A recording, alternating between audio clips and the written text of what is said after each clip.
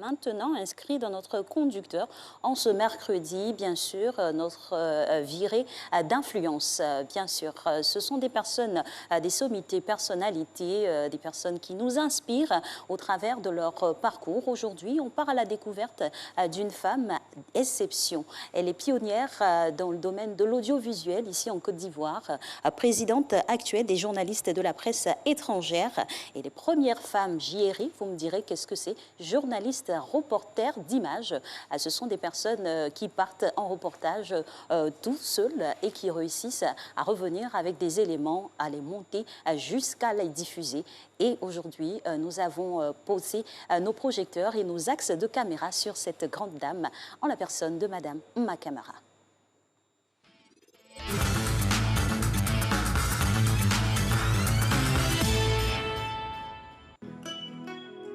Je suis Mma Camara, journaliste reporter d'images. Je pense que nul n'est incontournable dans ce monde. Il faut savoir être indispensable. Être influent, c'est accepter la critique, les remarques, les suggestions et les rendre utiles. C'est sortir d'un esprit de moi et diriger dans un esprit de nous, c'est-à-dire un esprit d'équipe.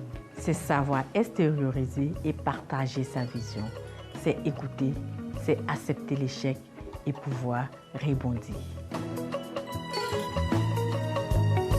Ma recette personnelle, c'est le travail, c'est la patience, c'est la gratitude. La gratitude envers les personnes qui ont accepté de m'accueillir dans le monde professionnel et faire de moi ce que je suis. La gratitude envers mes parents, qui ont compris très tôt qu'il fallait faire confiance à la fille et lui donner une chance d'aller à l'école. La gratitude envers mes convictions, mes valeurs qui ne m'ont jamais lâché, quelles que soient les difficultés. Ma gratitude envers Dieu, envers la mère nature, qui sont restés et restent toujours attentifs à mes projets. L'une de mes recettes, c'est de savoir se mettre en cause.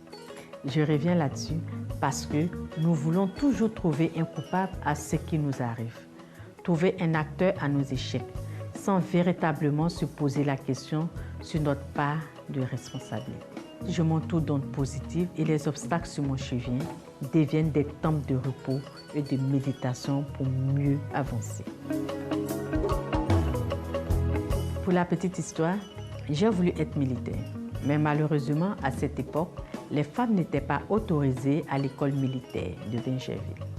Mon amour pour le journalisme a véritablement commencé au lycée, où l'un de mes professeurs, Alseni Dambélé, actuel directeur général de la RTI, avait été emprisonné alors qu'il écrivait pour un quotidien proche de l'opposition. Les raisons qui avaient été données par notre proviseur à l'époque ne me convainquaient pas. Alors j'ai donc décidé d'écrire tout ce qui se passait autour de moi dans mon journal intime qu'on appelait le cahier des souvenirs à l'époque. Et ma seule lectrice, c'était ma sœur jumelle. Ceci fait partie de l'un de mes déclics. Je dirais même le déclic principal. Il était pour moi inadmissible de voir un journaliste en prison alors qu'il faisait son job. Je me suis dit, Ma, il faut que tu sois journaliste pour régler l'image du destructeur ou du perturbateur de paix que les gens ont du journaliste. Mais comment devenir journaliste? C'était ça la question. Je n'avais personne qui pouvait m'aider, mais j'ai fait confiance à mes projets et à mon ambition.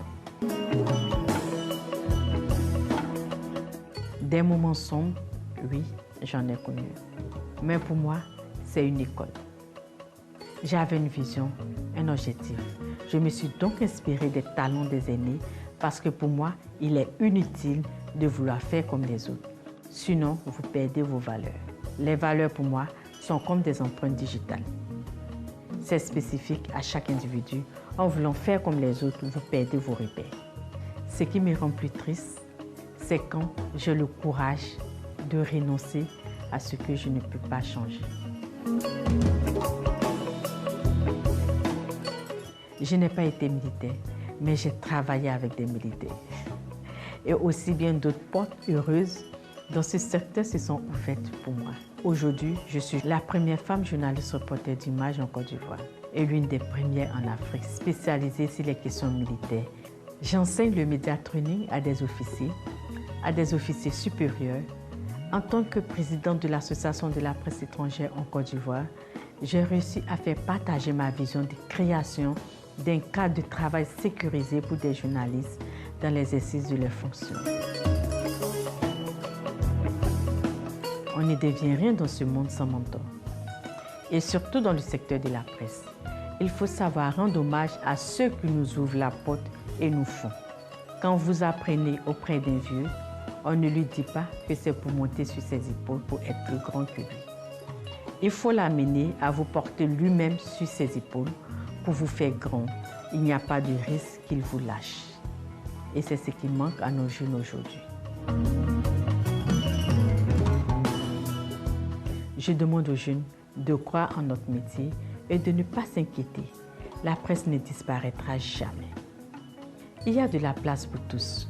La presse est un secteur qui se réinvente et s'adapte à l'évolution du monde. Laissez-vous guider par votre moi. Les pressions extérieures ne doivent pas vous déstabiliser. Sinon, vous risquez de ne pas atteindre vos objectifs. Je vous conseille de vous imposer votre conscience. J'invite les femmes à se former en tant que journaliste reporter d'images. C'est l'avenir de l'audiovisuel. Ce que j'aimerais dire aux jeunes, non pas seulement les jeunes, mais à nous tous, le travail fait avec amour ne trahit jamais. Vous pouvez traverser des montagnes russes, c'est vrai, mais il faut rester constant et éviter la tricherie avec le travail. Si vous trichez, tôt ou tard, ça va vous rattraper. L'excellence ne rime pas avec mensonge. Et voilà, elle a si bien dit donc que ce sont des conseils à prendre très au sérieux avec Mme Makamara. On rappelle qu'elle est présidente des journalistes de la presse étrangère et première femme journaliste reporter d'images en Côte d'Ivoire. Voilà, le thème aujourd'hui abordé avec elle, croire en ses ambitions.